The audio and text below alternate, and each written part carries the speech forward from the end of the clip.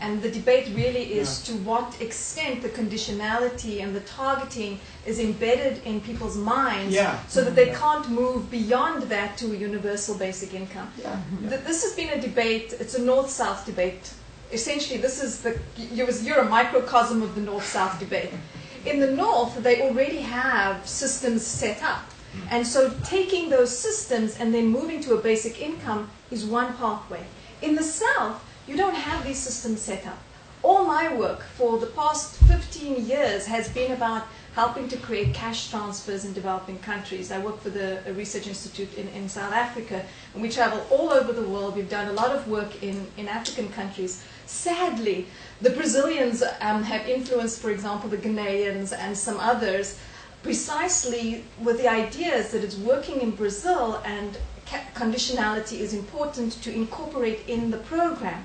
And what that does, we're seeing in some parts of Africa now, is that conditionality is spreading. So one wants to question whether once you have conditionalities in place, how easy it is to change people's minds to get away from the conditionality, to get away from the targeting.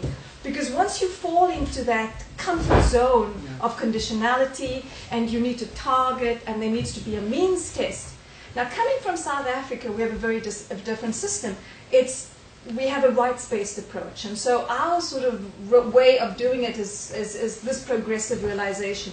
We started with, again, also means-tested, but it's a little less. We don't do the conditionality.